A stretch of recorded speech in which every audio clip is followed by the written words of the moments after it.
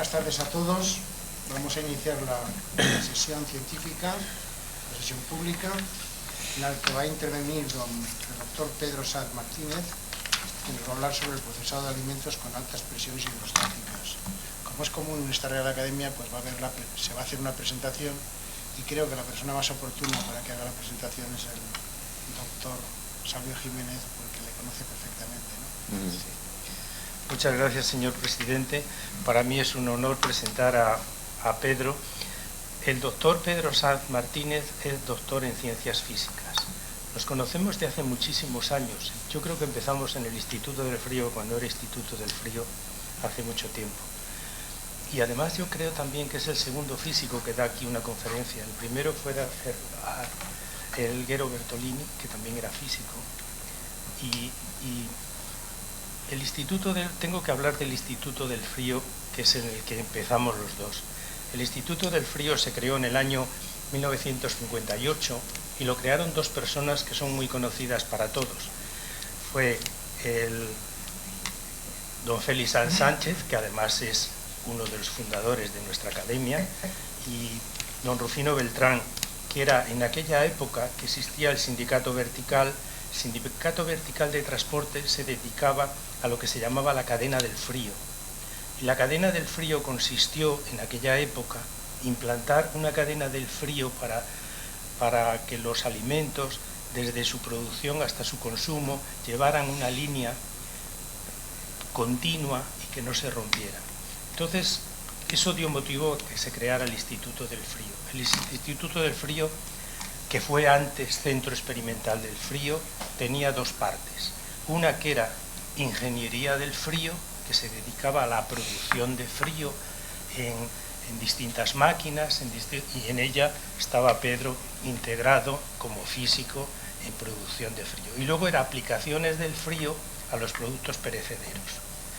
El Instituto del Frío luego ha ido cambiando mucho y ahora ya es lo que se llama ICTAN. Bueno, volviendo a la presentación de Pedro, que es lo que tengo que hacer. Pedro tiene primero cosas que él dice que no se deben decir, pero sí se deben decir. Tiene en la base de datos bibliográfica, en el índice Scopus, su índice H es 25, de los 92 trabajos escogidos en ella se registran 2.041 citaciones y 1.243 documentos. Como he dicho ya al principio, es doctor en ciencias físicas. Hizo su tesis doctoral en el Instituto del Frío, que le costó, como a todos, muchos años, mucho esfuerzo y mucha perseverancia, porque no era fácil hacer una tesis doctoral dependiendo de las personas que nos rodeaban y había que luchar mucho para conseguir terminarla. Ha sido jefe del Departamento de Ingeniería del Instituto del Frío del CSIC, jefe de Departamento de Procesos del Instituto de Ciencia y Tecnología de Alimentos y Nutrición ICTAN del CSIC, jefe del Grupo de Investigación Procesos Innovadores y Calidad de Alimentos del ICTAN del CSIC. Ha sido representante titular de España en el Comité Ejecutivo del Instituto Internacional del Frío. El Instituto del Frío tuvo un origen y un inicio en el Instituto Internacional del Frío. El Instituto Internacional del Frío es como si dijéramos fue nuestra casa madre en París. Todos los becarios del frío, del Instituto del Frío de aquella época, iban de becarios al Instituto del Frío. Lo que eran ingenieros conseguían el título de Ingeniería del Frío. Y los que no eran ingenieros, pues les daban un diploma, como es lógico, porque los ingenieros, como los doctores, son muy selectivos en sus parcelas. Ha dirigido muchos proyectos de investigación, tanto internacionales, nacionales y autonómicos. Ha impartido docencia en cursos de doctorado y másteres, ha dirigido 30 proyectos de investigación fin de carrera, fin de grado y fin de máster, así como 4 tesis doctorales. Ha obtenido la valoración positiva en 6 tramos reglamentarios por parte de la Comisión Nacional Evaluadora de la Actividad Investigadora, o sea, lo que llamamos SESENIOS. Ha participado en la obtención de 9 patentes y ha participado también en capítulos de libros nacionales y capítulos de libros internacionales. ¿Qué puedo decir de Pedro? Pues Pedro es amigo mío y además somos compañeros de trabajo por doble motivo. somos nosotros compañeros de trabajo y nuestras mujeres compañeras de trabajo en la clínica Puerta de Hierro, el hospital Puerta de Hierro, el instituto, y nada más. Pedro, que nos informes de un tema que para nosotros es bastante desconocido.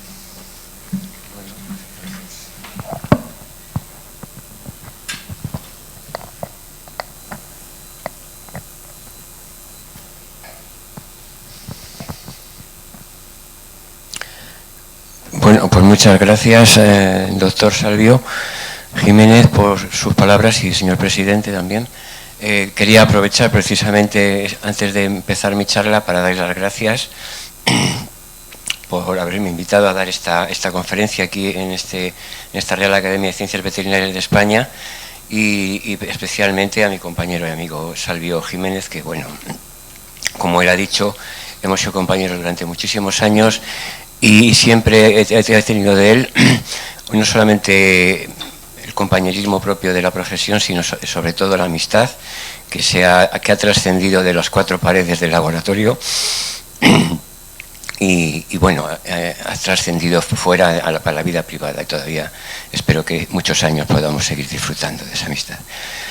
Y ya sin más preámbulos, si les parece, voy a empezar a hablarles de este tema del procesado de alimentos mediante alta presión hidrostática, que ha sido el tema al que he dedicado mis últimos años en activo como investigador dentro del Consejo Superior de Investigaciones Científicas.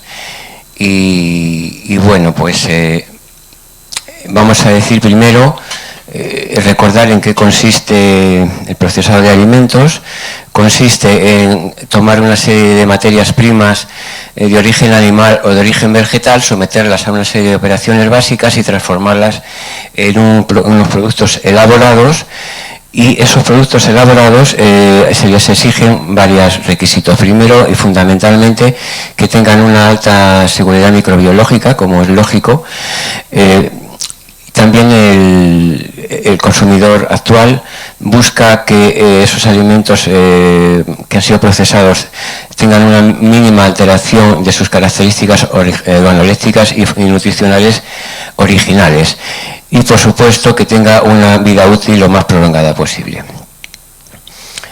En esta charla voy a hablar en dos partes. La más larga va a ser la de alta presión tratada a temperaturas moderadas, que lo que pretende fundamentalmente es conseguir la reducción de la carga microbiana mediante lo que podríamos decir pasteurización, que en este caso, a ser abordada mediante alta presión, se le viene aplicando el nombre de pascalización.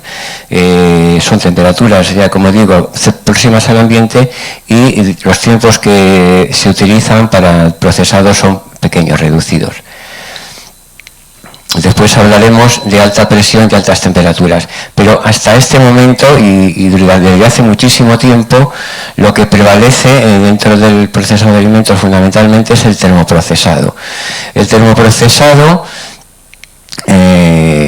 surgió en la época de Napoleón Bonaparte, cuando se disponía a desarrollar las batallas en Europa. Encontraba que había un gran porcentaje de fallecimientos entre sus tropas debido a que ingerían los alimentos en mal estado, y entonces pidió ayuda, y en ella acudió Nicolas Appert, que era un chef, fabricante parisino de dulces y maestro cervecero y fabricante de pepinillos, que se le ocurrió una forma de tratar los alimentos mediante calor. Inventó el termoprocesado, y la invención del termoprocesado marca el comienzo de la tecnología de los alimentos modernos.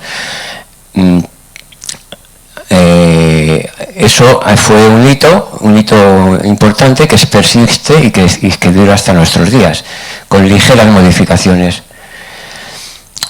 Sin embargo, presenta algunos problemas, no muchos, muy pocos, pero algunos presenta.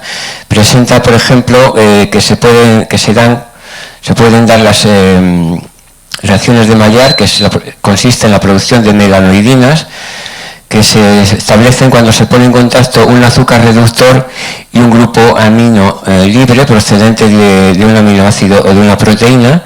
Esto da lugar a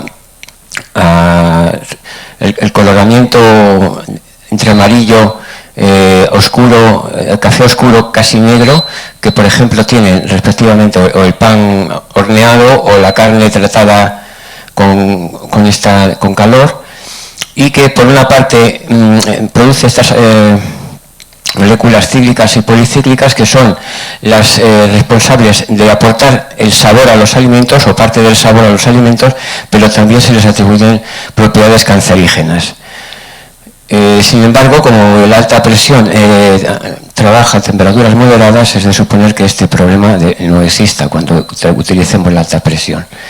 Otro problema que también sucede a veces es el que voy a desarrollar a continuación. El termoprocesado se basa en la utilización de 3 parámetros, de 3 factores, que son la temperatura, el tiempo y luego la resistencia de los microorganismos a esas 2 variables. La temperatura y el tiempo se aplican a los alimentos, como sabemos todos, pues mediante métodos convencionales de producción de calor, como son el intercambiador de calor tubular o de placas, mediante hornos, inyectores de vapor, microondas, calentamiento óhmico, radiofrecuencias, infrarrojo, etc. Cuando el binomio calor-tiempo se aplica sin demasiada intensidad, se consigue inactivar las células vegetativas y es lo que conocemos como la pasteurización. Cuando esa intensidad de calor-tiempo es más alta, por ejemplo con el Clostridium botulinum, 3 minutos, 120 grados, para conseguir una reducción de 12 logarítmica, entonces llegamos a la esterilización. Pero a veces esto no funciona bien porque no todas las esporas son eliminadas completamente. ¿Por qué? Pues porque se encuentran diferencias significativas entre las diferentes especies, entre las distintas cepas de una misma especie, entre microorganismos que están en distintos medios y, por desgracia, repito que con poca frecuencia, pero alguna vez sucede, aparecen noticias luctuosas como esta que apareció en el año 2008, de que habían, según un oficial de la canadiense relacionado con la salud pública, relataba que se habían producido 12 muertos por un brote de listeria procedente de una factoría de tratamiento de pollo procesado térmicamente.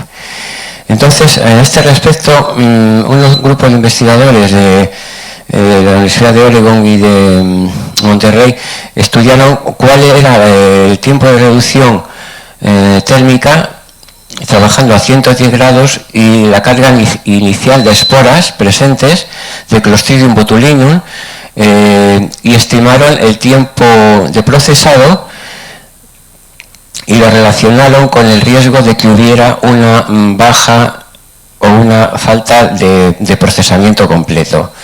Lo aplicaron a datos publicados en setas o en hongos enlatados. Y observaron que cuando el tiempo de procesado era 5,95 minutos, existía un riesgo de que hubiera falta de procesamiento en un 50% de los casos, es decir, que hubiera alguna espora todavía activa. Si ese tiempo de procesado aumentaba hasta 8,89 minutos, todavía existía un 5% de riesgo de que existiera alguna espora todavía potencialmente dañina. ¿Existe algún dato esperanzador cuando hablamos de la alta presión que pueda contraponerse a esto que estamos viendo? Bueno, pues efectivamente se ha demostrado que se puede conseguir una reducción de 5 logaritmos en Listeria monotoxyrogenes aplicando 550 megapascales, aunque estemos trabajando en temperaturas moderadas. Entonces yo creo que sí, que merece la pena que hablemos un poquito de la alta presión y para ver qué nos puede aportar. Lo primero que hay que hacer en este sentido es adaptar nuestra mentalidad a darle a la presión que la puso en marcha. El concepto de presión se le debe a Blaise Pascal, que trabajó con ella a principios del siglo XVIII, y darle el mismo peso que le damos normalmente a la temperatura que promovió, como hemos dicho, Appert, y el potencial químico que más adelante le dio Gibbs también a las reacciones con alimentos. Las máquinas que actualmente están en el mercado se deben fundamentalmente a dos compañías, a Abure, que es una empresa americana, que anteriormente era BB, y después a una española que se llama Hyperbaric, que está en Burgos. Inicialmente, como digo, fue Abure, pero actualmente Hyperbaric se ha hecho dueña del mercado y es la mayor productora del mundo de este tipo de maquinaria. Bueno, existen muchísimos modelos con gran capacidad. No está todavía establecido el sistema continuo de procesado, pero se trata de hacer lo más rápidamente posible y lo más eficaz. Se utilizan varios sistemas para intensificadores para aplicar la presión lo más rápidamente posible, varios carros para meter la mercancía o el producto a tratar por varias secciones. En fin, se utilizan también robots para facilitar el procesado, para hacer más rápido el procesado. Aquí en estos bidoncitos es donde se meten los alimentos, que se meten por aquí a los cilindros con los que son tratados los alimentos. Y todas estas instalaciones tienen como un pequeño ordenador, un autómata, que se programa la presión, temperatura, o sea, el tiempo y la cantidad de carga, en fin, se lleva el control del proceso que se está llevando a cabo. Según los datos de esta empresa Hyperbaric, el mayor consumidor de este tipo de tecnología está en América, el 66%, le sigue Asia con un 16%, Europa un 13% del mercado, Oceanía con un 3% y África un 2%. En cuanto a los alimentos a los que se aplica esta tecnología, pues está la maquila, que se utiliza para alquiler de la maquinaria para otras empresas y en ella prueben los alimentos que les son de interés. Y después pues se utilizan preferentemente en zumos y bebidas, en productos cárnicos, en pescado y marisco, en salsas y en investigación y desarrollo. También existen equipos de nivel de laboratorio, por ejemplo este es el nuestro, que estuvo fabricado en el Instituto de Física de Altas Presiones de la Academia Polaca de Ciencias, y bueno, pues el esquema de él es este, que está aquí. Nosotros hicimos gran parte de nuestro trabajo en la determinación de propiedades físicas de los alimentos sometidos a esas condiciones de presión, y la parte fundamental es esta, el cilindro de alta presión. Ahí colocamos unos sensores de cambio de volumen, sensores de ultrasonidos y de conductividad térmica, con lo cual sacamos propiedades. Y luego, pues, las partes fundamentales son las que están aquí establecidas. Aquí tenemos la bomba hidráulica con los intensificadores de presión. Como es necesario mantener la temperatura estrictamente, pues utilizamos baños de temperatura para controlar la temperatura de trabajo, y luego pues los ordenadores y los sistemas de adquisición de datos para tratar los resultados. Y sucesivamente pues esta técnica se ha ido desarrollando. Al principio había unos equipos que iban de empresa en empresa para que las fueran probando y ver si se adaptaba a su sistema de producción. Iban en camiones y se distribuían por las empresas. Y inicialmente también eran verticales, como vemos en estas dos diapositivas. Había que subirse unas escaleras, se ponía aquí uno delante de la vasija, lo llenabas con el producto, cerrabas con el cierre que está aquí y aplicabas la presión. ¿Y cómo empezó todo? Bueno, pues todo empezó con este señor que está aquí, que es Bigman, es un físico que empezó en 1905 a trabajar con alta presión, y que en 1914 descubrió que se producía una desnaturalización proteica de la clara de huevo a 300 megapascales. Por todo su trabajo recibió el Premio Nobel de Física en 1946 y luego ya pues problemas tecnológicos provocaron un retraso de unos 70 años hasta que retomaron la tecnología los japoneses. Al cabo de unos años los europeos también la adoptaron y luego en España pues muy cerca de los españoles. En ese sentido me gustaría mencionar aquí a dos veterinarios, uno de ellos profesor de la Universidad Autónoma de Barcelona, que es el profesor Guamis, Buenaventura Guamis, que es catedrático de Tecnología de Alimentos, y mi compañero Javier Borderías, que también tuvieron los dos la iniciativa de poner en marcha la investigación en altas presiones en España. Javier Borderías además tuvo la genial idea de unificar o aunar una serie de investigadores o de grupos de investigación que estábamos dedicados a distintas áreas complementarias pero diferenciadas, y nosotros tomamos parte en sus proyectos como expertos más en la parte de ingeniería de propiedades físicas y de modelización matemática de los procesos. Y este señor Bigman hizo cosas muy importantes que todavía están vigentes. Por ejemplo, obtuvo el coeficiente de la compresibilidad del agua y se dio cuenta de que no era muy compresible, sino que era más bien, tenía baja compresibilidad. A 100 megapascales solamente se comprimía un 4% y a 600 megapascales un 16%. Eso hace que estemos trabajando con una tecnología que no es una bomba, digamos. Nosotros hace ya casi 20 años vimos los problemas que podían existir cuando dentro de un envase formado de plástico hicimos unos ensayos con todos los envases que había disponibles en aquel momento, trabajamos con ellos, jugamos de distintas maneras y vimos que si dejábamos aire dentro o metíamos algún sólido, pues se producir unas roturas que no son realmente los microplásticos que ahora mismo la Fondeo, por ejemplo, el año pasado declaró la palabra del año a los microplásticos por toda esta contaminación que están produciendo en todo el ecosistema. Más bien aquí lo que se podía producir era por la rotura de los polímeros, la presencia de unos monómeros, más bien los monoplásticos que realmente sí serían peligrosos.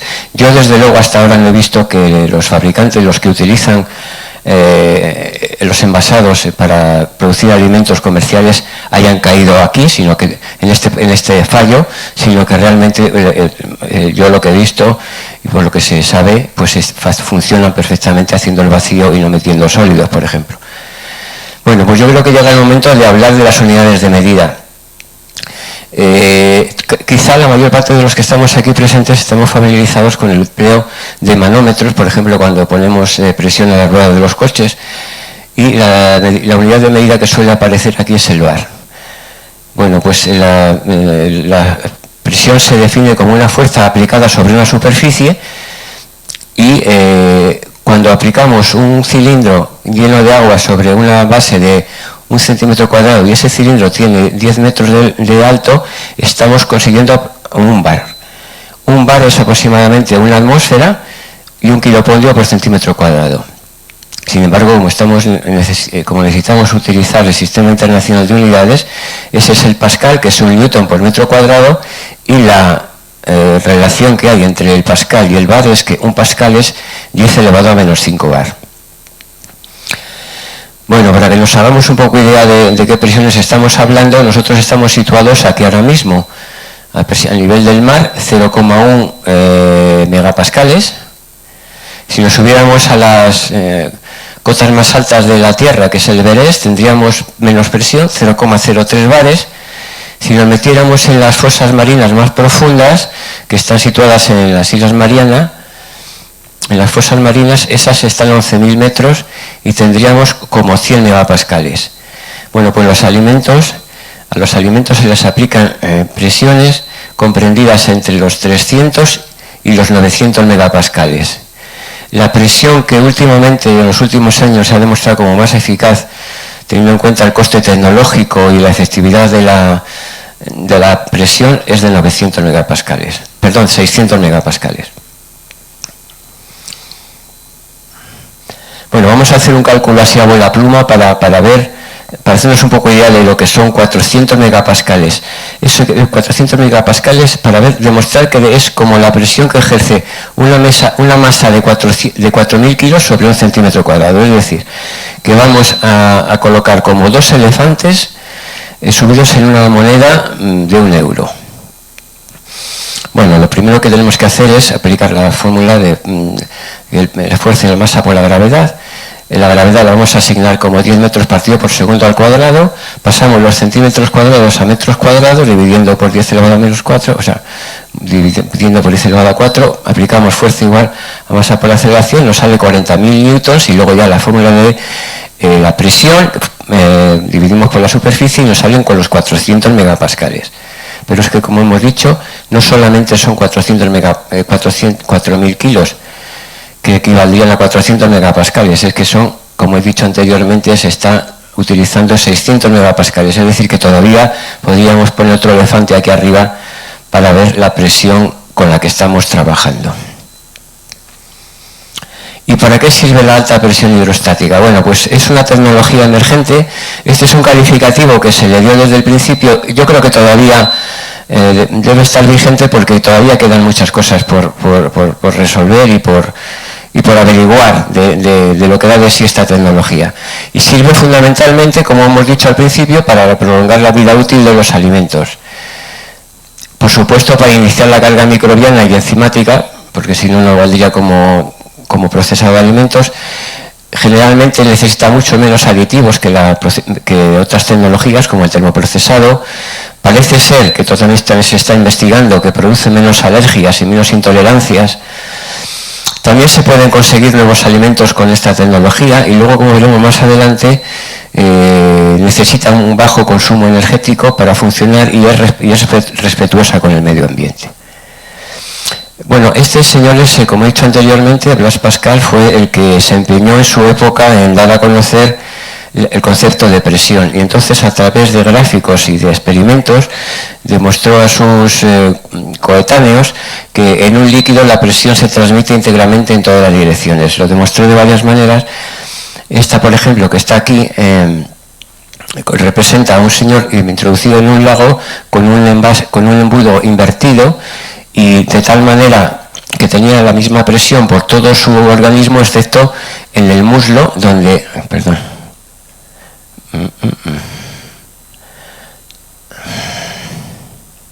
Bueno, no sale. Todo su organismo, excepto en el muslo, donde le aparecía una ojiva, puesto porque por aquí estaba en contacto con el ambiente, es decir, con una presión diferente, por lo tanto su organismo respondía de una forma diferente. En el principio de Pascal, que este señor desarrolló, nos dice que la presión ejercida en cualquier parte de un fluido incompresible y el equilibrio dentro de un recipiente de paredes indeformables se transmite con igual intensidad en todas las direcciones y en todos los puntos del fluido. La forma de aplicar esta presión es muy sencilla. Es una bomba hidráulica con un sistema de intensificadores que transmite la presión a un líquido presurizador. Ese líquido presurizador llega aquí a la vasija donde colocamos el alimento. Metemos ahí el alimento envasado al vacío y rodeado de fluido presurizado, por tanto no estaría en contacto con otro tipo de presión distinta. Y aquí tenemos lo que es el intensificador. El intensificador lo que hace es un aceite que está ubicado aquí en este recinto a 20 megapascales, se transmite por unas secciones de relación 30:1 a este pistón principal, el cual se desplaza hacia la derecha, empuja al fluido presurizador, generalmente agua, que va por la vasija de alta presión y regresa otra vez por la entrada, cuando aquí se ha colocado el aceite otra vez a 20 megapascales. Por supuesto que al aplicar 600 megapascales, la presión que ejerce sobre este cilindro, que es la vasija, es muy grande. con lo cual tiende a combarse, como vemos aquí. Esto no sería efectivo, y lo que se viene haciendo es rodearlo con unos alambres de acero fuerte para que no se modifique su estructura, o bien metiendo una serie de cilindros concéntricos para mantener la estructura del cilindro y que no cambie. Luego ya hay un yunque donde también se mantiene la estructura del cilindro, sobre todo en la apertura y en el cierre de la vasija. Luego, junto al principio de Pascal, hay que tener en cuenta el principio de Le Chatelier, que nos dice que si un sistema en equilibrio es perturbado por un cambio de temperatura, presión o concentración en uno de sus componentes, el sistema se desplazará en su posición de equilibrio de forma que se contrarreste el efecto de la perturbación. Estos son principios muy básicos que se ponen en funcionamiento al unísono dentro de la vasija de alta presión, donde tenemos el fluido presurizador y donde tenemos el alimento, y se ponen los dos en funcionamiento de una forma complementaria, el principio de Le Chatelier y el principio de Pascal. Y bueno, la forma de aplicarla, pues la represento aquí en el momento, es la primera fase, la compresión, como he dicho. En ese momento se produce un aumento de la temperatura, una transmisión simultánea de energía, masa y momento. Luego hay otra fase de presión constante, en la cual hay un intercambio de calor, una distribución de temperatura dependiente del tiempo, y finalmente la expansión, en la cual hay una despresurización, desciende la temperatura y se saca el producto, se descarga el producto. Y he dicho antes que era un sistema de bajo consumo energético. ¿Por qué? Porque solamente necesita energía para esta fase de aquí de la compresión. El resto de las fases del procesado no consume energía, prácticamente. Y esto es una vista de cómo quedaría el procesado del alimento en sus distintas etapas. Primero entra el proceso en estos contenedores que hemos visto en las imágenes, se llenan con el producto, se meten dentro de la vasija de alta presión, se cierran la entrada y la salida, entra el agua dentro que va a ser el fluido presurizador rodeando a este contenedor de los alimentos. Una vez que está cerrado, se aplica la presión. Se abre el contenedor de agua, pues se vacía el agua, y como hemos dicho que se respetaba el medio ambiente, es porque este agua que hay aquí no se vierte al exterior, sino que se reutiliza para el siguiente ciclo. Es decir, que no hay gasto de agua. Vamos a ver en esta parte de la charla cuál es el efecto que hace la presión sobre los componentes de los alimentos. Como regla general, tenemos que tener en cuenta que las reacciones, los cambios conformacionales, las transiciones de fase que implican una disminución de volumen son favorecidas por la presión. Por ejemplo, esto que ponemos aquí, que al aplicar presión disminuye el volumen, pues esto estaría favorecido por la presión. Y cuando no sucede esto, pues lo contrario. Cuando no disminuye el volumen, pues entonces la presión inhibe o no hace nada, y entonces se comporta de esa manera. Eso se ve, por ejemplo, en el cambio de fase de primer orden, la congelación del agua. Nosotros tenemos aquí el agua líquida y estamos aquí a presión atmosférica, a 0,1 megapascales. Estamos aquí en este puntito nada más. Tenemos agua que está aquí, líquida, y la empezamos a enfriar. Bueno, pues el agua, si aplicamos un poquito de presión, no pasa hielo. Se queda ahí, sigue agua líquida, aun estando a 20, por ejemplo, a 50 megapascales. Aumentamos a 80 megapascales, sigue líquida el agua. Le damos 100 megapascales, sigue líquida el agua. A 150 megapascales, 175, 200 megapascales, y el agua sigue líquida. Es decir, que de una forma estable podemos tener agua líquida a menos 21 grados Celsius durante todo el tiempo que queramos. No es un proceso metastable que cambie de un momento a otro, sino que en esas condiciones eso es estable. Por tanto, todas las reacciones que impliquen un cambio de volumen positivo van a ser respetadas, por emplear esa palabra, por la alta presión. Y entonces, de la misma forma, Esto que hemos visto afecta a los enlaces que están en juego en las reacciones bioquímicas.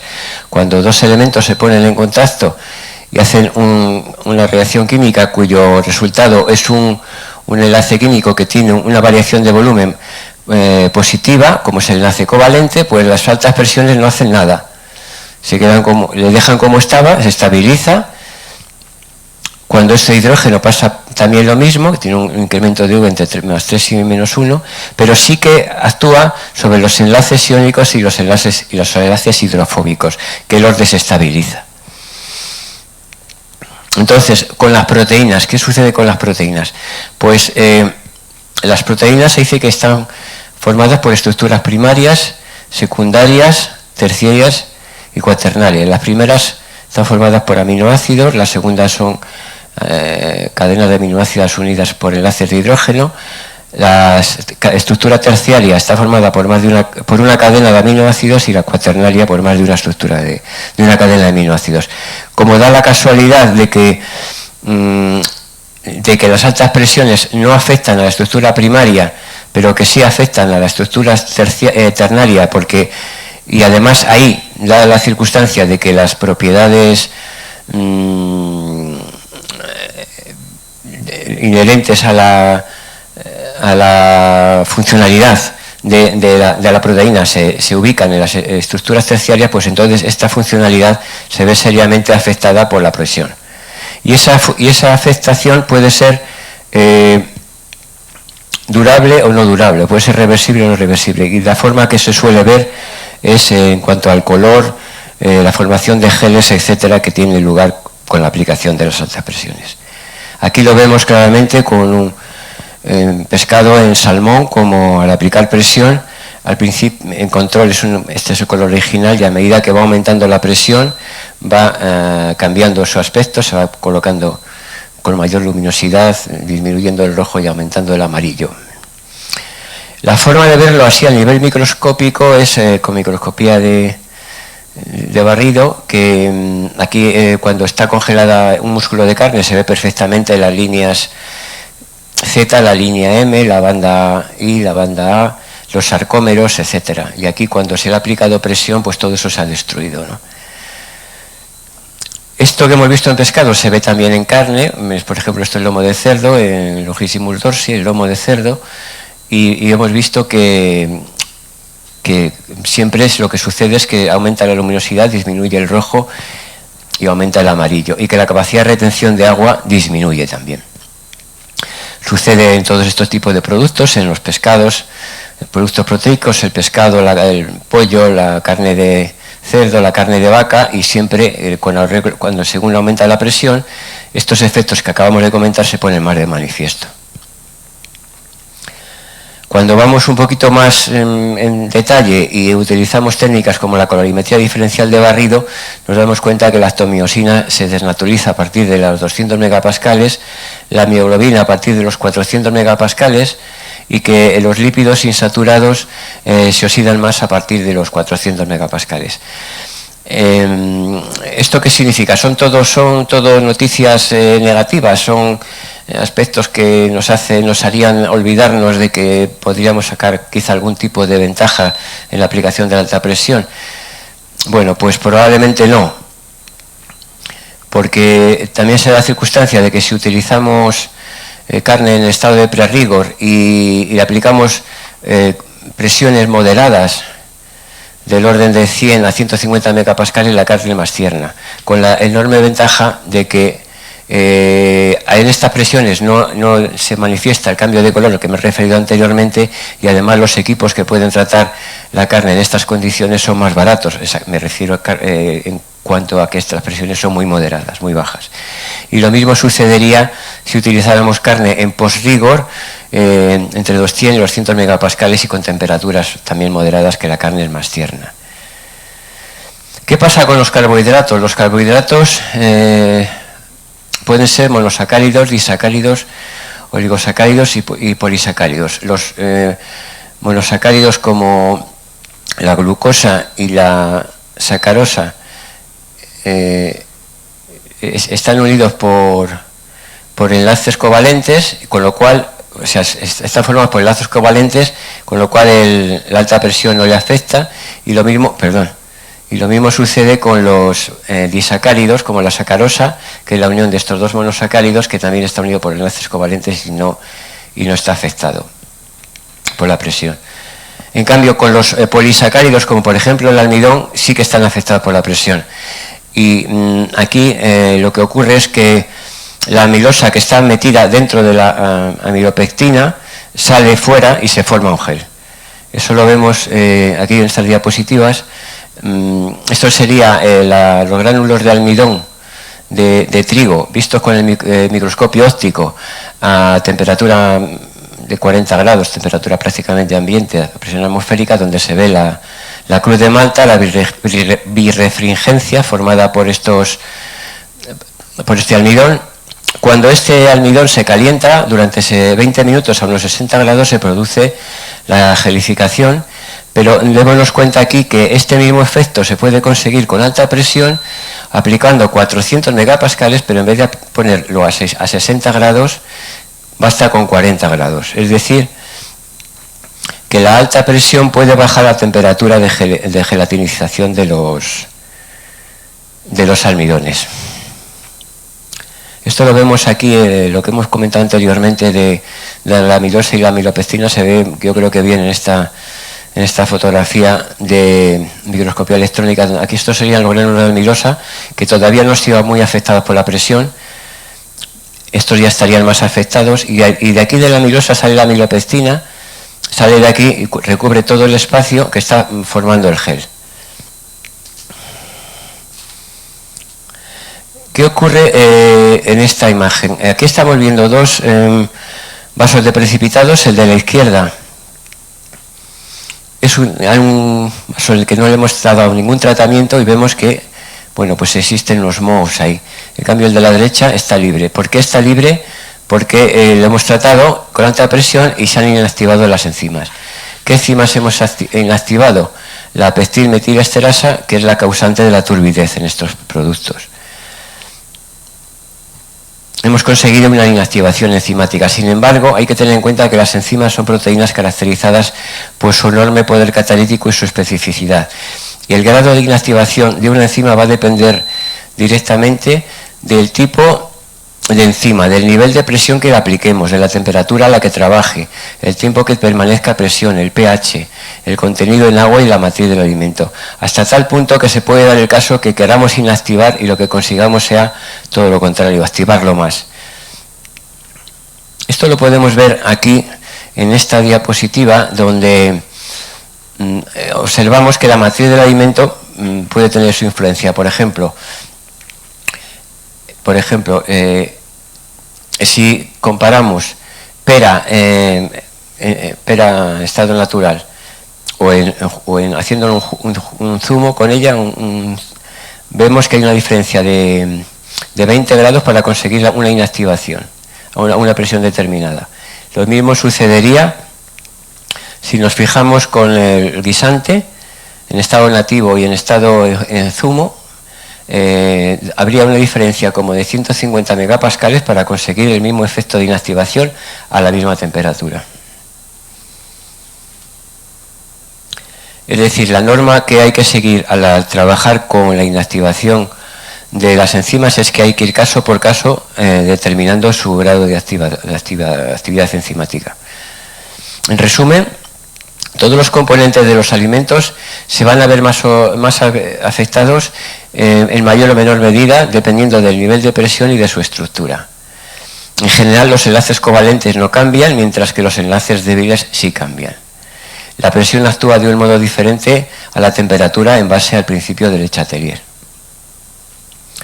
Nos hemos olvidado de la microbiología, pero aquí en esta diapositiva vemos cómo en células vegetativas, como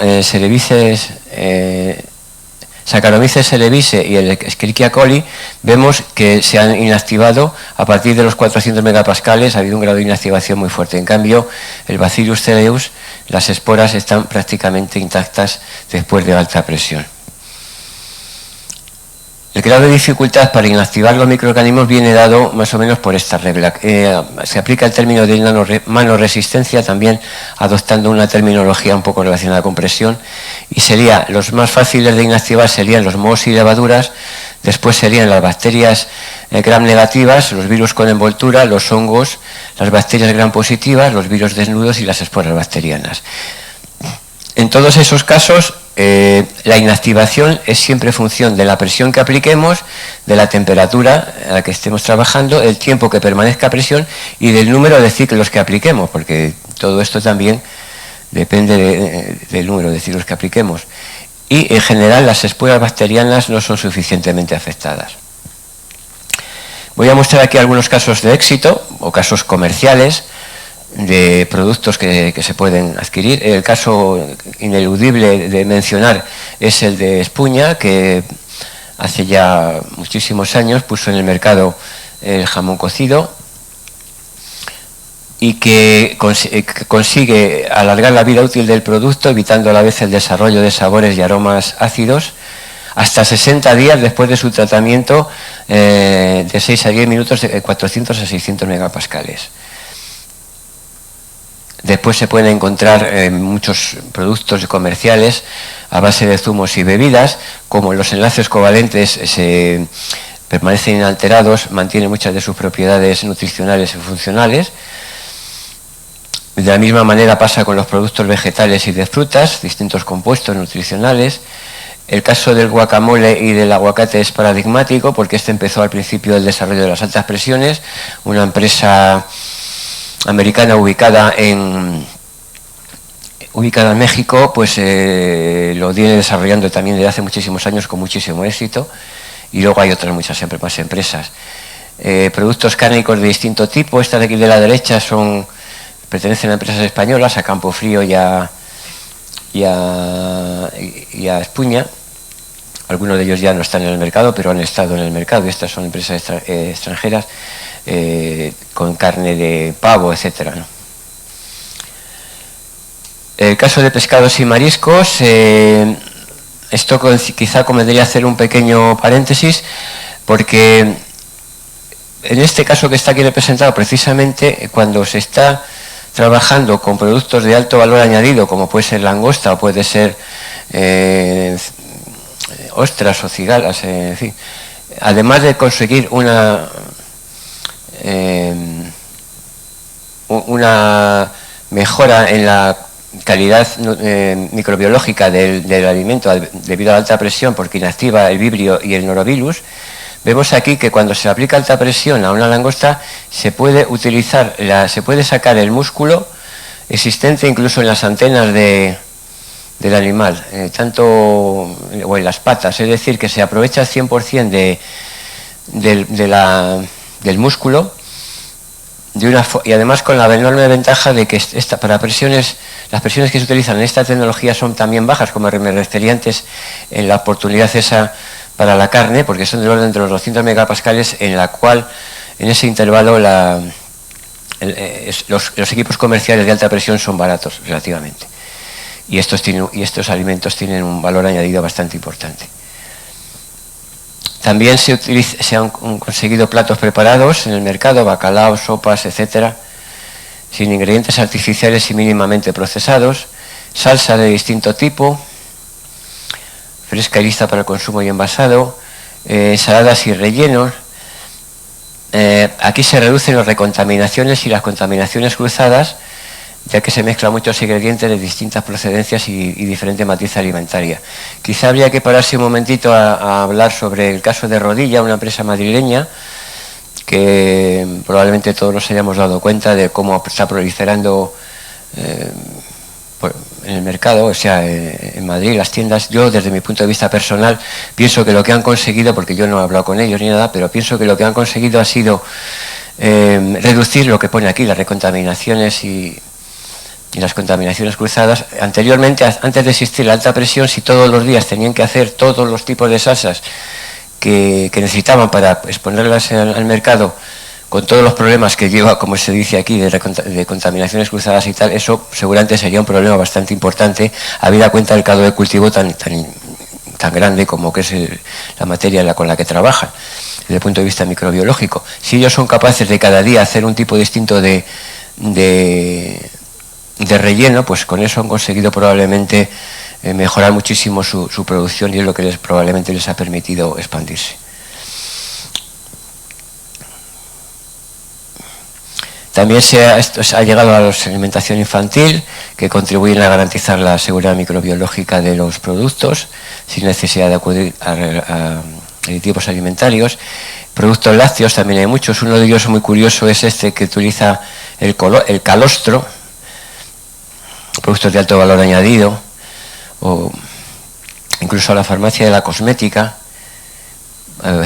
para nuevas vacunas, para fórmulas hipoalérgicas, incluso para alimentos para los animales domésticos, ¿no? Con el perro, distinto tipo de carne tratada, ya que estamos aquí en un centro de veterinaria.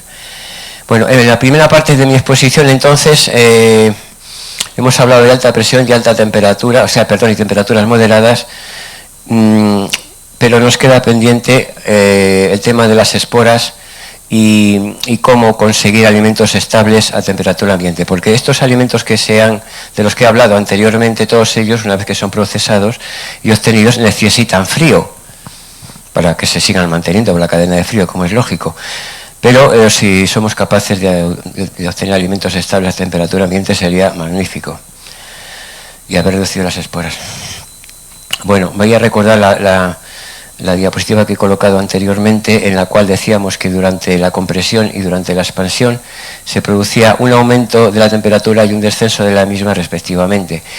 La ecuación termodinámica que rige esos dos efectos está dada aquí, y nos dice que la variación de la temperatura con la presión es función del coeficiente de expansión térmica, de la capacidad calorífica del alimento, aparte de la temperatura y el volumen. Bueno, entonces, por una parte tenemos el principio de Pascal. El principio de Pascal, como hemos dicho, es un proceso instantáneo, la presión se aplica instantáneamente, y tenemos, por otra parte, la transmisión de calor que se produce durante la compresión, durante la expansión a la que me acabo de referir, que, como todos sabemos, por definición, los procesos de transmisión de calor son por naturaleza lentos. Esos dos procesos se ponen en juego a la vez y se combinan dentro de la vasija de alta presión. Y bueno, estudiando estos fenómenos nos dimos cuenta hace ya casi 20 años que en producir la expansión se verificaba que había unos descensos de temperatura bastante pronunciados. Esto después se ha ido estudiando también en distintos alimentos. Se observa que como partiendo de 20 grados Celsius en aceite vegetal, llegamos con 500 megapascales a aumentar su temperatura a 56, de 20 a 56. Y con el guacamole, por ejemplo, partimos de 20 y por aplicar 550 megapascales llegamos a 40 grados. Entonces, si queremos potenciar ese efecto de aumentar la temperatura durante el procesado, hay una cosa muy fácil que se le ocurre a cualquiera, que es calentar el fluido presurizador y calentar el alimento. Y entonces, bueno, pues ahí nos acercamos a nuestro objetivo. Pero claro, eso también tiene problemas, porque como estamos con un acero, el acero transmite muy bien el calor, con lo cual se habría muchas pérdidas. Por fuera muy complicado aislar, habría que aislar por dentro. Y entonces, claro, si aislamos por dentro y colocamos un aislante aquí dentro, pues estamos perdiendo volumen útil de la vasija, con lo cual económicamente es un desastre, y perdemos, por ejemplo, de 35 litros que podíamos tener de capacidad en una vasija, se podría quedar en 17. Aparte que luego las bombas y el calentamiento y todo eso es muy complicado, porque las bombas sufren mucho con esas temperaturas, etc. Entonces hubo que trabajar mucho, cada uno en su campo. Nosotros nos dedicamos mucho a hacer la modelización a la que me referí anteriormente. Esa modelización,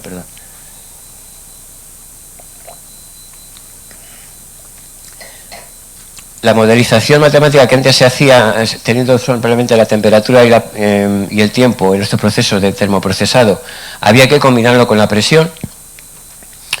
Bueno, todo eso se trabajó, pero una vez conseguido, observamos que el nuevo proceso tenía unos tiempos de tratamiento más cortos, una temperatura máxima más baja con relación al termoprocesado, un calentamiento más rápido, un enfriamiento más rápido y una distribución radial de la temperatura más uniforme. Lo vemos aquí en esta gráfica. Vamos a comparar el efecto del termoprocesado frente a la combinación de alta presión y alta temperatura. Queremos conseguir con los tres procesos la misma inactivación microbiana, 6 unidades logarítmicas trabajando con Bacillus cereus. Con el tratamiento térmico tradicional a presión atmosférica, 0,1 megapascales, tenemos que calentar 100 grados y estar 20 minutos para obtener esa reducción. Cuando utilizamos la alta presión, en ambos casos a 600 megapascales, nos encontramos con dos supuestos. Si vamos a 100 grados, bastaría con 3,2 minutos. Pero si vamos a 90 grados, nos necesitaríamos el triple de tiempo. Pero, ¿qué implica? Pasar de 90 a 100 es ciertamente muy caro y muy difícil de conseguir.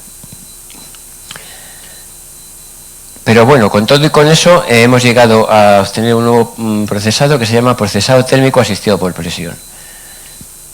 En Estados Unidos se quisieron verificar esto, a ver si era verdad todo lo que parecía que podía pasar, y se marcaron un objetivo: la creación de un producto de baja acidez en un envase herméticamente sellado que fuera comercialmente estéril, que llegara a 6 unidades de reducción logarítmica, y que cumpliera con la regulación de la FDA, la Food and Drug Administration, en el producto, en el envase y en el equipo. Entonces, para ello utilizaron un puré de patata que tenía que cumplir, utilizar un microorganismo real, emplearon el Clostridium botulinum, con lo cual ustedes saben perfectamente que es extremadamente difícil trabajar con un microorganismo real, para lo cual hace falta o sea, de esas características, un laboratorio de máxima seguridad. Y luego además se exigían garantías respecto al proceso. El proceso tenía que estar previamente cualificado y calibrado y tener una monitorización. La temperatura inicial del fluido y del producto tenía que estar perfectamente controlada, y lo mismo que la presión aplicada, la temperatura del proceso, el tiempo de permanencia a presión, y luego había que hacer una comprobación. Para ello intervinieron institutos de la salud y de la seguridad, la FDA, que en este caso no intervino como, digamos, un fiscal acusador, sino que más bien era un aspecto más bien colaborativo, según parece, o según me han contado, y institutos de tecnología de alimentos y de industrias. Todos estos colaborativamente se pusieron a trabajar. Como digo, tuvieron que utilizar un microorganismo real y un proceso totalmente controlado. Pero ¿bastó eso? ¿Era suficiente para que la FDA le diera de alta? No, exigieron una cosa más, un modelo matemático que también corroborara todo lo que ahí se estaba produciendo. Una vez que se consiguió eso, se dio el visto bueno, y realmente esto es un hito histórico, yo creo que comparable únicamente a la irradiación. Bueno, ya para acabar, recordar que tenemos que consumir productos lo más sanos posibles, hacer ejercicio, que siempre quedará el cuerpo de veterinarios para velar por nuestra salud en puntos estratégicos de la distribución de alimentos, y nada más. Muchas gracias por su atención.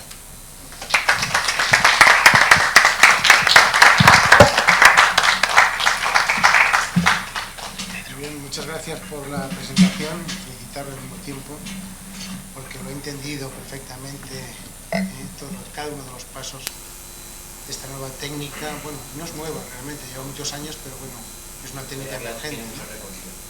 Muy bien. Y vamos a dar paso a las intervenciones. Si hay alguna persona en la sala, académico o no académico, que desee preguntar.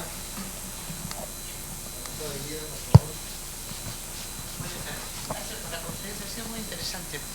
Tengo bastante voz. Yo quería preguntar una cosa. ¿Realmente con esta técnica se podría conseguir los sumidones de buey, de bueyes, ya no bueyes, pero que se desperdician esta carne al dejarlo madurar, al notar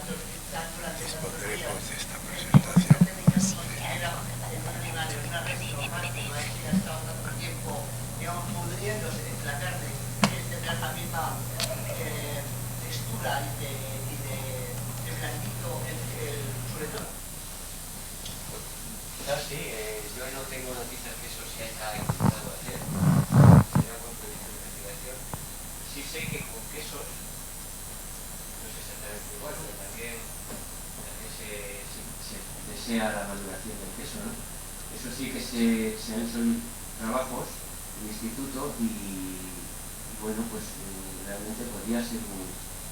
Hombre, lo que ocurre, claro, depende de la presión, o sea, habría que hacer un barrido de presiones en distintas condiciones de temperatura, tiempo y presión. Pero hacer un producto tan caro con este valor añadido tan alto, pues probablemente merecerá la pena hacerlo. Yo no veo Claro, de cualquier manera, ese tipo de carne siempre es muy caro, porque como se pierde mucha, pues se encarece lo que es el filete real, ¿vale?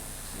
Pero no sé si realmente eso se podría aplicar y abaratar los costes de conseguir esa carne tan sumamente blanda y deliciosa, ¿verdad? Que es un buen...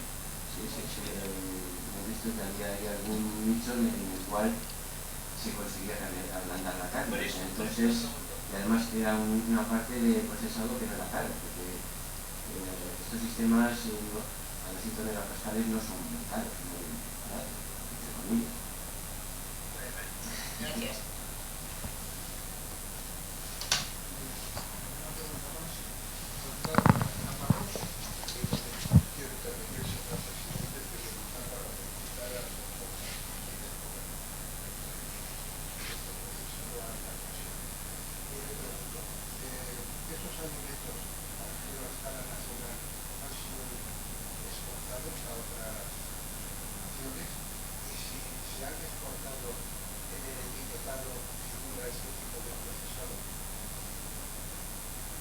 Bueno, sí que se exporta, se ha exportado Argentina, a otros países, que yo no me acuerdo ahora mismo, y sí que figura, bueno, vamos a ver, el hecho de que, mencioné anteriormente, de que la listeria se haya podido reducir 5 unidades logarítmicas, ha dado paso a que muchos productos se puedan exportar y puedan ser admitidos en mercados cerrados. Como se sabe, por ahí hay algunos países como Estados Unidos, Japón, etcétera, son muy estrictos en cuanto al producto que entra, en cuanto a la calidad tecnológica. Entonces, al llevar el certificado de que la listeria se ha reducido de una manera sustancial, son más fáciles de exportar. Y concretamente, en algunos de estos productos, por ejemplo en Escuña, creo que tienen fábricas y sistemas de distribución en Argentina y en Sudamérica, y se ha exportado el producto, si mal no recuerdo. Y sí que figura de una forma sutil, pero figura que han sido tratados con alta presión. Y realmente el consumidor lo acepta. O sea, nosotros participamos en un proyecto europeo donde había una parte precisamente de estudio de mercado y ver la aceptabilidad de estos productos por parte del consumidor. Parece ser que el consumidor, cuando ve que es un proceso físico puramente que le aplicas al alimento, es receptivo a ese alimento y no ha habido ningún tipo de rechazo, a pesar de que no hay una normativa europea concreta que ampare, como hay como en Estados Unidos, que sí que realmente pues, han amparado y han dado el marchamo a un alimento. Aquí quizás sea un poco más graso en Europa, pero tampoco ha habido problemas sanitarios y, como digo, al aparecer el etiquetado alta presión, tratado con alta presión, al consumidor eso le ha parecido bien y está funcionando bien. O sea, tengo una duda. He oído que se utiliza el agua, o sea, el alimento va rodeado de agua. más envasado y rellenado de agua. Hay muchos tipos de aguas. Se ha hecho con aguas, por ejemplo, saturadas de sal, o aguas particuladas, o aguas duras. Esta es la duda que me asalta. Es como una curiosidad, porque hablamos de agua, pero agua lleva varios calificativos. Bueno, el agua, lo único que se le pide en este caso es que sea un agua que no oxide, que no contamine que no perjudique al sistema de bombeo, que no perjudique a la vasija de alta presión, porque la cualidad que se tenía el agua es el agua está para comprimir, para transmitir la presión, y si ese agua está limpia y está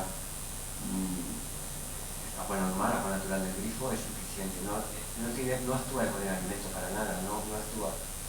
Y el meter aguas modificadas no aporta nada bueno, nada nuevo, nada interesante. Pues no aporta nada interesante, yo creo que es al revés, porque las bombas con agua salada se estropean más y aporta más problemas. Es mejor agua normal, que es la que se utiliza. Como además se utiliza la misma, a nivel de laboratorio pues utilizamos más aguas destiladas o aguas más, pero a nivel industrial es agua corriente. Y si ese agua se recupera y se vuelve otra vez a meter en el siguiente proceso, o sea que no se deteriora el agua. Se deja enfriar porque entra caliente, luego en la expansión se enfría otro poco, después se deja estabilizar.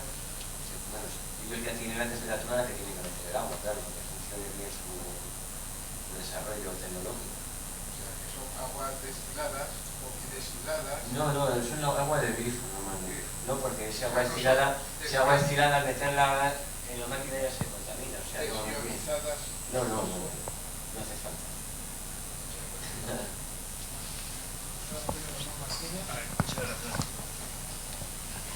Bueno, en primer término, felicitar a don Pedro Sanz Martínez por esta magnífica conferencia. Uno siempre estaba pues inclinado a saber cómo era esto, puesto que lo había visto en el supermercado. Si tienen ustedes, no tengo nada que ver con la empresa, pero si ustedes van a cualquier mercado, ven los productos carretilla, platos preparados, pues están todos estériles, se dice estéril, alimento estéril por procedimiento físico y sin calentamiento y sin aditivos. Entonces, inmediatamente uno empieza a pensar, bueno, pues esto lo que habrá sido es irradiado. Y no se ve por ningún sitio que sea irradiado, y lo que es realmente son alimentos sometidos a alta presión. Sometidos por este procedimiento. Sería muy interesante hablar con esta gente, decir que pusieran un letrero clarísimo que dijera no irradiado, puesto que siempre eso, aunque sería estupendo que se generalizara, pero es algo... No, pero mi pregunta no era esta, mi pregunta es ¿cómo el procedimiento, cómo altera o si altera o no la constitución y la integridad de las membranas celulares? Se lo digo por una razón muy sencilla. La modificación de las membranas modifica mucho la palatabilidad de los alimentos, el sabor que tienen. Nosotros estamos acostumbrados a unos determinados alimentos, y cuando nos cambian el sistema, pues inmediatamente pues tendremos a rechazarlos, aunque sea una cuestión de gusto. Integridad de las membranas. Y segunda cosa, ¿cuál es el mecanismo real de la acción antibacteriana? Porque, vamos, que efectivamente las esporas de los Clostridium, etcétera, sean más resistentes, también lo son a altas temperaturas, es decir, están preparadas para ser resistentes, para eso son esporas. Pero a los cuerpos microbianos, es decir, a las células vegetativas de las bacterias, ¿cómo les afecta? ¿Cuál es el mecanismo por el cual se produce la acción bactericida correspondiente y la esterilización, por lo tanto, del alimento? Bueno, pues es un tema que está en estudio. No se sabe exactamente de qué manera afecta la presión a los microorganismos para matarles, para destruirles. Y lo que se dice, lo que usted ha apuntado hace un momento, las membranas celulares se distorsionan, las bombas de iones se distorsionan, y todo eso hace que muera el microorganismo. Y pasa también, se ha comprobado que pasa algo parecido a lo que sucede con la alta temperatura. Los microorganismos se adaptan a esas condiciones y sobreviven muchas veces. Y es un efecto que no nos habíamos dado cuenta, durante los primeros años de desarrollo de esta tecnología, hasta que sí se puso en manifiesto que pasa como con la temperatura, que se pueden adaptar. Parecía que la población se había reducido en un 90% o un 98% y resulta que lo dejas los microorganismos en estado estabilizado y vuelven otra vez a reproducirse. Eso se ha demostrado, o sea que eso ha ido quedando otro cambio de tuerca, apretar la tuerca un poco más para conseguir estar seguro de que se activan el microorganismo. ¿Y ahí la sinergia de temperatura más presión? Claro, probablemente todo esto es, por eso yo no me niego a quitarle el calificativo de tecnología emergente, porque todo esto hay que mejorar y estudiarlo todavía bastante. Pero bueno, ahí están los primeros resultados, ¿no? que apuntan en este camino de poder conseguir alimentos estériles completamente, que no necesitan frío después, que tienen muchísimas aplicaciones y que son muy buenas, que van a ser muy buenas.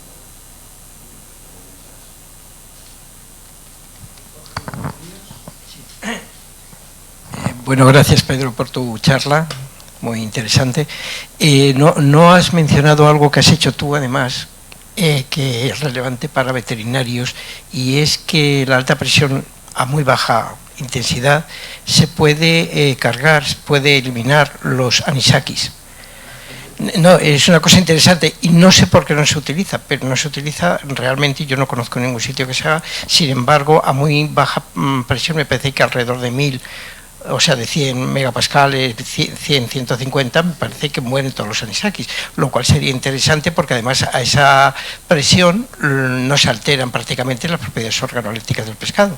Entonces yo creo que sería una buena forma de eliminar, por lo menos de matar, el anisakis queda allí y podría actuar la proteína del anisakis en cuanto a producir alergia, pero por lo menos el anisakis sí que estaría eliminado, estaría muerto y no penetraría en la mucosa intestinal y sería interesante. Y son trabajos precisamente que ha hecho Pedro, o sea que lo comento porque es relevante para los veterinarios que se dedican a higiene de pescados, ¿no?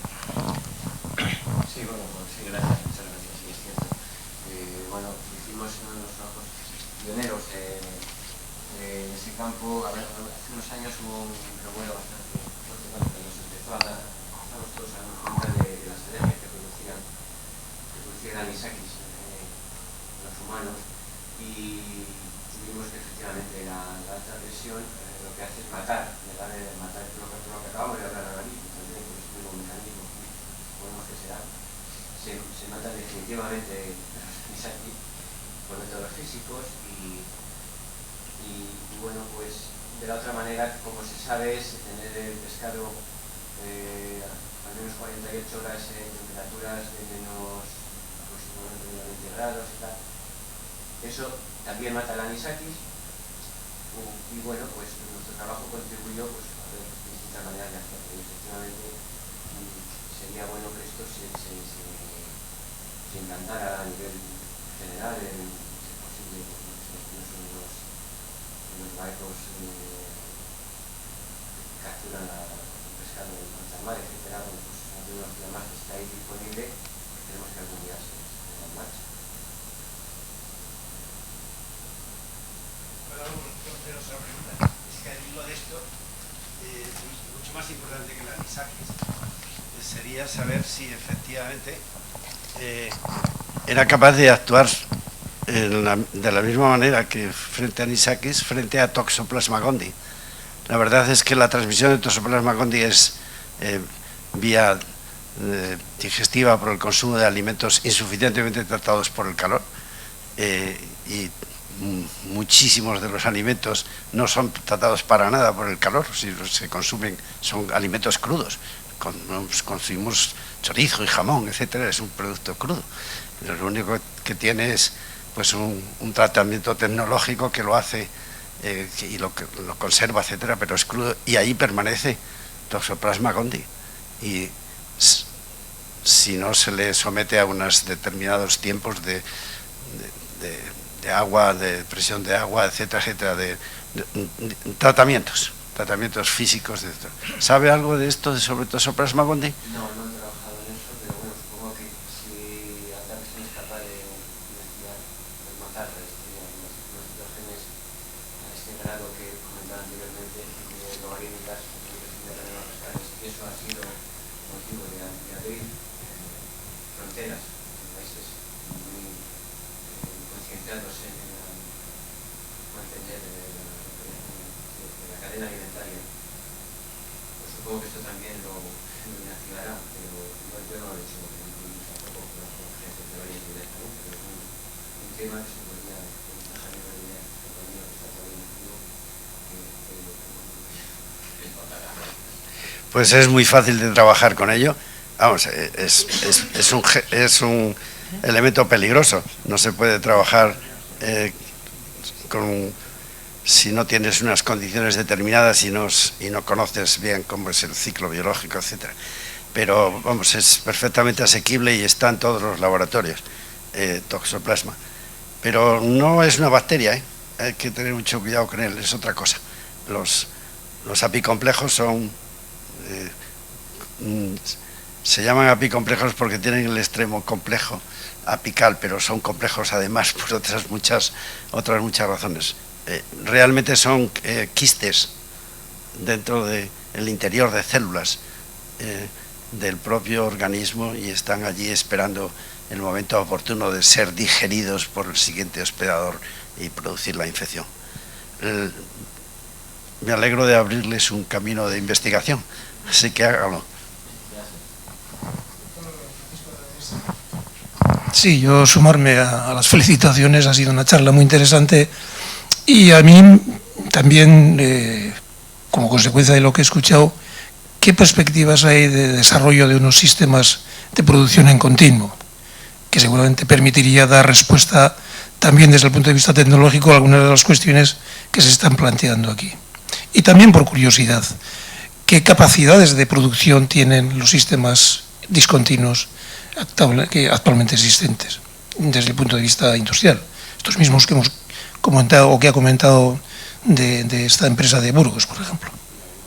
Pues yo creo que la tonelada ahora ya la consigue, la tonelada ahora de y en cuanto a conseguir producción continua, el sistema continuo de producción yo creo que está bastante lejano el momento ese, porque son presiones muy altas, son equipos muy voluminosos, donde, por ejemplo, la maniobra de apertura y cierre de las puertas de entrada y salida del alimento del producto a tratar y el fluido cristalizador, pues tiene que ser lento porque son equipos hidráulicos que se mueven lentamente. Y todo eso, pues claro, requiere un desarrollo potente, pero bueno, si esto, como todo va en paralelos y por un camino, el camino que va ahora tiene éxito y hay muchos productos que se venden bien y que resultan inocuos y son rentables comercialmente, pues seguramente esta tecnología dentro de unos años se habría puesto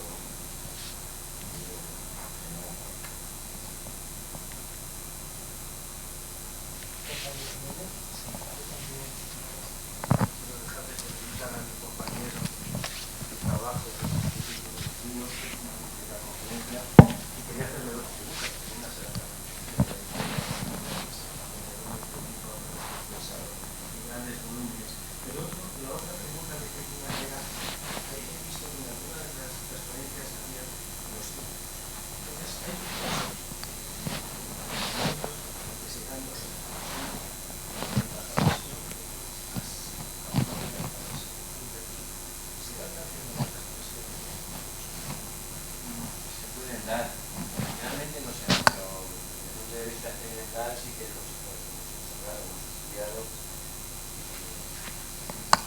ciclos de intensidad y tal como afecta todo eso, buscando siempre la máxima eficiencia del proceso y el mínimo coste.